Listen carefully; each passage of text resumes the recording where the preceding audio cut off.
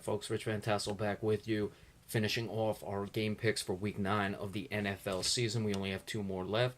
Our next one is the Indianapolis Colts at 3-5, 1-3 on the road. They're traveling to Green Bay to play the Packers, who are 4-3, 3-1 at home. Injuries for the visiting Colts. Joe Reitz, the guard, is out. The rest are questionables. Denzel Good, offensive tackle. Henry Anderson, defensive tackle. Vontae Davis, cornerback. Dwayne Allen, tight end. For Green Bay, three questionables: Quentin Rollins, cornerback; Clay Matthews, linebacker; Randall Cobb, wide receiver; James Starks, the running back; and Jerry Cook, the tight end, are out. Looking at this one, Andrew Luck, his numbers are actually quite solid considering he's not had much protection and the team is 3-5. You were expecting a lot more from the Indianapolis Colts. Certainly I was. I was expecting them to be right on the edge of a playoff team this year, but their offensive line play has just not been good enough. And it's really their offensive protection in the passing game because Frank Gore is running the ball very well. He's over 4 yards per carry for a guy of his age, over 500 yards through 8 games. He's on pace to go over 1,000 yards yet again.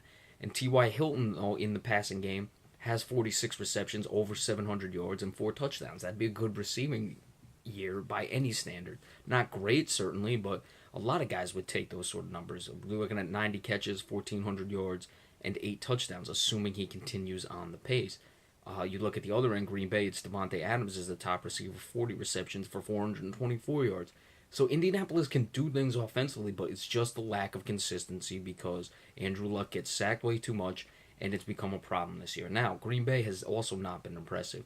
Could this be the beginning of a potential slide for the next couple years for the Packers? You have to see. I mean, you have as much success as they've had over the past 5 to 6 seasons in the NFL. Sometimes it just doesn't continue. So we'll have to see if Green Bay can snap out of it. At home, even if Clay Matthews is not able to go, which I'm expecting he does, which certainly would lend to more pressure on Andrew Luck, I would have to assume Green Bay is going to get the win. But Indianapolis, good one week, bad the next week. Is this going to be a good week? Is this going to be a bad week? We'll have to see. I'm going with the Packers. It would not shock me if both teams, which have been inconsistent at times, if the Colts find a way to win this game, but I'd have to take the Packers in this one. It should be high scoring. I like 34-28 over the Indianapolis Colts. Possible overtime game in this one.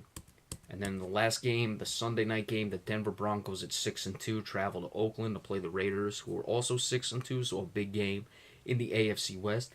Broncos 2-1 on the road. Oakland is 1-2 at home. They're very impressive on the road. They'll have to start winning some home games. Injuries for the visiting Denver Broncos. Aqib Talib, the cornerback, is out. Brandon Marshall, the linebacker, and Kayvon Webster, the cornerback, are questionable. For the Raiders, 4 questionables. Tywan Jones, running back. Amari Cooper, wide receiver. Jamizi Owalue, fullback, and Sean Smith, the cornerback. Stacy McGee, the defensive tackle, is out.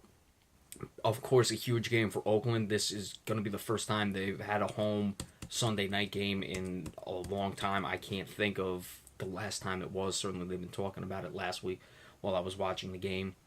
And let's see if they disappoint or if they're ready to show what this team is really made of. Derek Carr, certainly and possibly front runner right now for the MVP consideration. He's certainly in the discussion, but you can definitely make a case. He's the front runner. Over 2,000 yards, 17 touchdowns to 3 interceptions. Trevor Siemian has not been bad. Less than 80 incompletions, or just at 80 incompletions on less than 215 passes. Just under 1,500 yards, 8 touchdowns to 4 interceptions. On the other side, though, you have to look at Amari Cooper, who's having a big year. Certainly, Michael Crabtree is also having a big year in the receiving game, but Amari Cooper, while only 2 touchdowns, over 50 receptions, almost 800 yards, and Aqib Talib is out. Now, Sean Smith for the Oakland Raiders is questionable, so that would be an issue. But Denver can't throw the ball the way Oakland can. So while Talib is out, the rest of Denver's secondary is not terrible. However, you're already losing one guy to mark up an Amari Cooper who could certainly take Aqib Talib if Talib was playing. And now you have to start rotating guys to Amari Cooper. Going to leave room for Michael Crabtree. Seth Roberts is having a good game. It's going to be whether or not Oakland can run the ball in this game. Again, when Oakland is running, they run well. When they're not running, they don't run well.